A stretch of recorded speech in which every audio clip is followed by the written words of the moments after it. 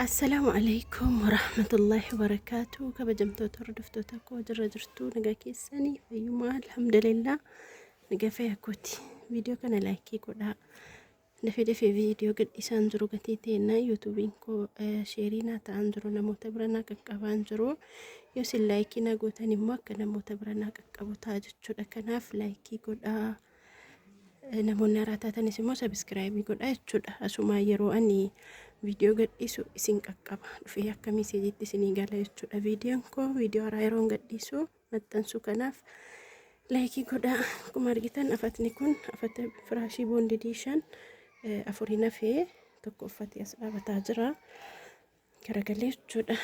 Innaa bilisa kiyya tokko qaamumaan dhufee ajajatee amma fudhachuuf deemaa kara sarboo kan deemu dhaafatni kuni maashaallah xaafiillee kuno baay'ee tokko bareedamti reessa maashaallah dhufee qaamaan ilaalee qabdii kennatee galee torbee tokko keessaa torbee yugeeraare sargiidhaa fi torbee tokko keessan baasiif jechuudha maashaallah.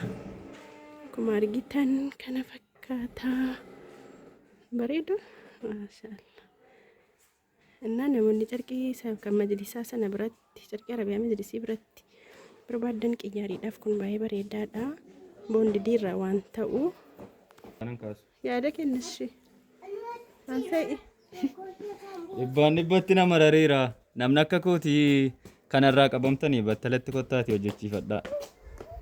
Akka ilaaltee ajajattee moo sanaa ol moo sanaa gadi? Sanaa olitti kan natti mul'ate.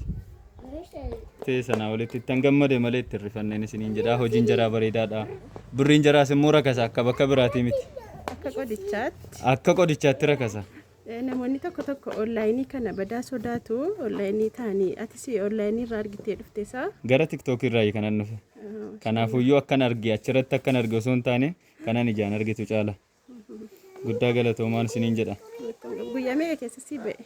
Guyyaa 7. Guyyaa 7 jedhamtee? Eeyyeen.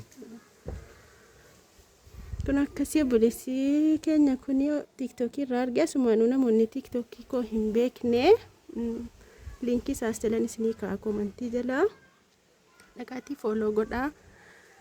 Viidiyoo haaraa viidiyoo gabaabaa dafeen achirratti gadhiisa jechuudha. Kanaaf dhaqaa fooloo godhaatii achirraanis na hordofaan isiniin jedhaa. Afannee adda kana fakkaata. Anuu kan akka addisiittan sii gadhiisa galee mana. Abet sister birrii kuma 30 kan keenyaa asirra kaasee jiru. Nataan isaa irra. Eshi giftii obboleettii asiran. Akka jedhe namticha abbaa makiinaa. Bora bachaa